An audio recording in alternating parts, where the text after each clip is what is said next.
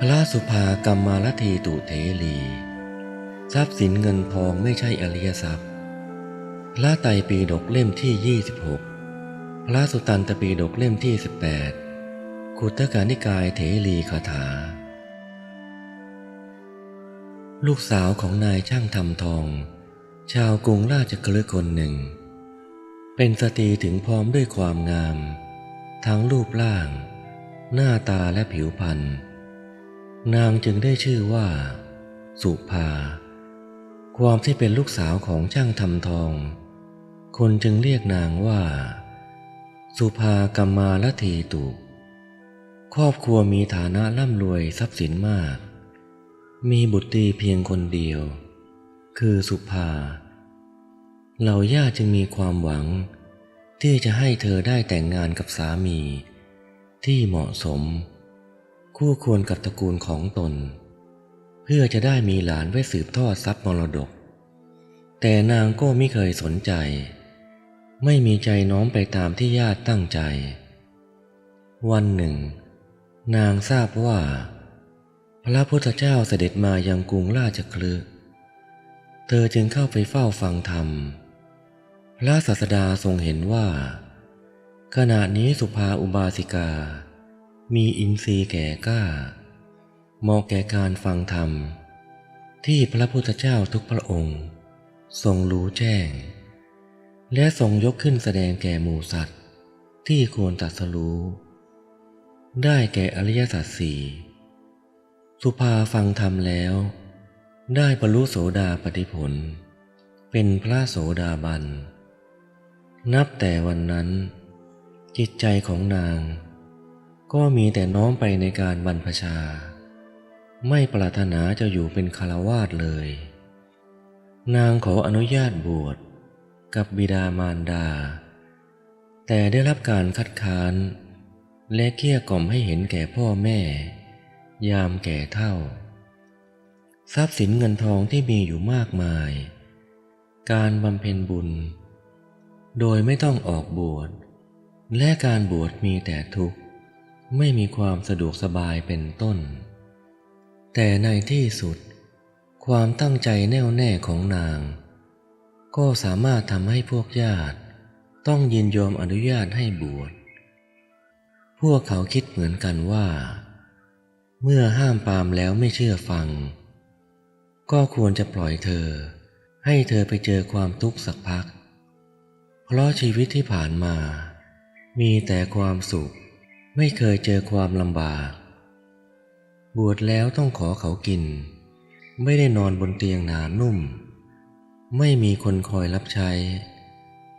หากนางเจอทุกข์มากๆเข้าเดี๋ยวก็จะสึกและกลับมาบ้านเองสุภากรรมาลทีตุได้บวชแล้วในสำนักของพระมหาประชาบดีโคตมีเป็นพระสุภาภิกษุณีหรือพระสุภากรรมาลทีตุเถรีท่านมีความยินดีในความสงบสงัดความสุขยิ่งในศีลและการปฏิบัติมรรคภาวนามากยิ่งขึ้นบวชแล้ว2-3 วันบิดาและพวกญาติมีความเป็นห่วงหาเวลามาเยี่ยมท่านในอารามภิกษุณีเป็นครั้งคราวซึ่งทุกครั้งที่มาเยี่ยมก็อดที่จะเกลี้ยกล่อมให้ลาสิกขาไปใช้สอยเงินทองและสิ่งอำนวยความสะดวกต่างๆเสมอท่านฟังแล้วคิดไว้ว่าเราควรสงเคราะห์พวกญาติเราจะหาโอกาสแสดงธรรมให้พวกเขาบรรเทาความยึดมั่นในทรัพย์สินและความหวังในตัวเราจนวันหนึ่ง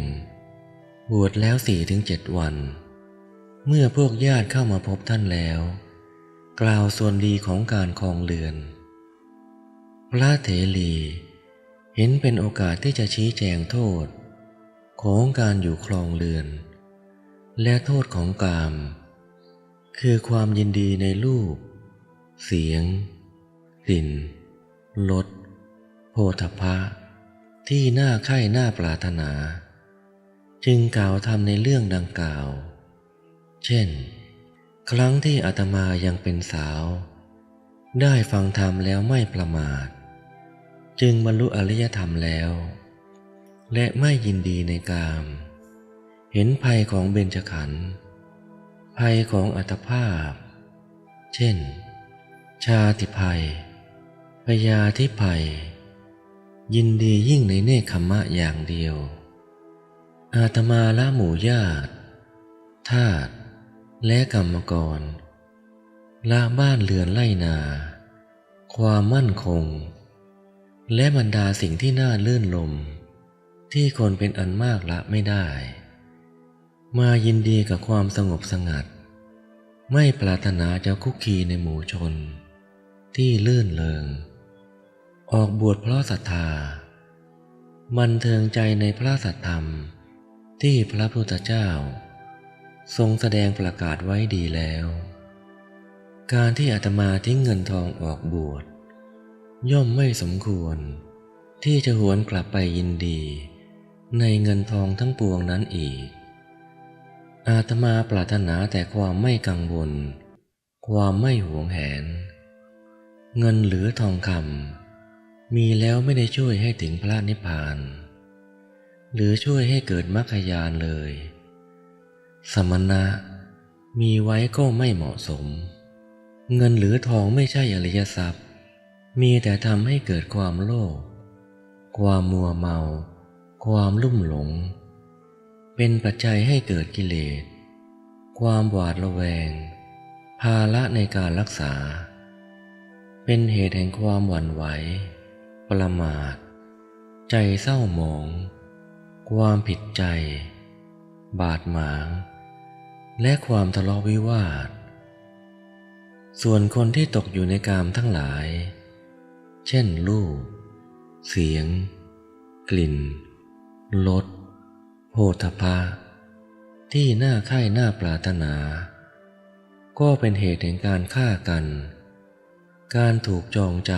ำถูกลงโทษความเสื่อมเสียความเศร้าโศกลำพันธ์และความพินาศอื่นๆเป็นอันมากพวกท่านเป็นญาติของอาตมาภาพเหตุไรจึงมาทำตัวเป็นศัตรูชักจูงหวานล้อมให้เราติดอยู่ในกามทั้งหลายพวกท่าน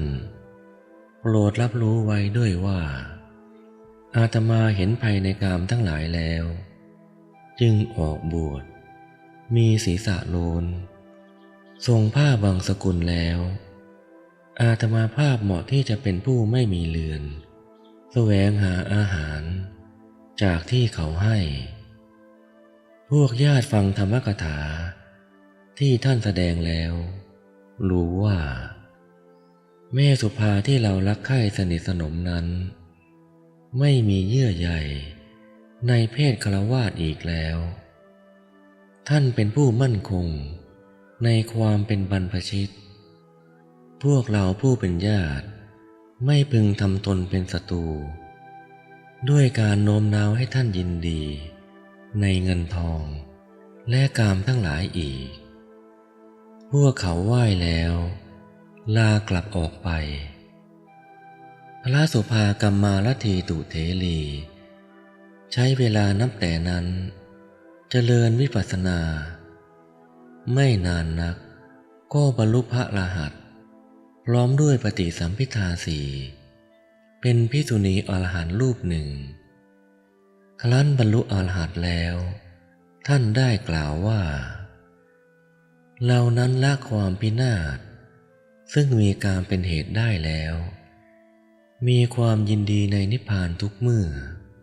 ไม่หวนกลับไปในกามอีกเราปรารถนาความสงบเย็นจึงทำสงครามกับกามทั้งหลายสู้กับตัณหาด้วยความไม่ประมาทจึงถึงทำเป็นที่สิ้นสังโยชน์คือพระนิพพานดำเนินไปตามทางคืออริยมรรคมีองค์แปดอันเป็นทางตรงไม่มีความโศกเศร้าไม่มีทุลีคือกิเลสเป็นทางเกษมเป็นทางที่ท่านผู้แสวงหาคุณที่ยิ่งใหญ่พากันดำเนินไปแล้ว วันที่พระสุภาบรรลุอรหันต์นั้นคือวันที่ท่านบวชเป็นวันที่8หลังบรรลุพระอรหันต์แล้วท่านไปนั่งเข้าผลสมาบัติอยู่ที่โคนต้นไม้แห่งหนึ่งพระพุทธเจ้าทรงทราบในขณะที่ทรงกำลังแสดงธรรมแก่หมู่ภิกษุณีจึงทรงสรรเสริญท่านให้เหล่าภิกษุณีฟังว่าท่านทั้งหลายจงดูสุภากรรมาลถีตุธิดาช่างทองผู้ดำรงอยู่ในธรรมท่านนั้นเถิดเธอเข้าถึงธรรมที่ไม่หวั่นไหวอรหัตผลด้วยการบรรลุอรหัตมรรคเข้าฌานผลสมาบัติอยู่ที่โคนต้นไม้วันนี้เป็นวันที่8หลังจากเธอมีศรัทธาออกบวชเป็นผู้งดงามเพราะบรรลุพระสัทธรรมคือมรรคผลนิพพานอันพระอุบลวรรณาแนะนำแล้วพระอุบลวรรณาเถรีแนะอุบายบรรลุเธอบรรลุวิชา3ละมัจจุราชเสียได้ภิกษุณีรูปนี้เป็นไทยแก่ตัวไม่เป็นหนี้อบรมอินทรีย์แล้วคลากจากกิเลสที่เกาะเกี่ยวทั้งปวงแล้วทำกิจเสร็จแล้วไม่มีอาสวะแล้วขณะนั้นท้าวสักกะเทวราชทรงเห็นด้วยจักษุทิพย์แล้วทรงทราบว่าพระศาสดาทรงสรรเสริญพระสุภาเถรีจึงนำหมู่เทพดาวดึงส์มายังโคนต้นไม้นั้นทรงอภิวาททรงยืนประคองอัญชลีทำนมัสการแล้วเสด็จกลับไป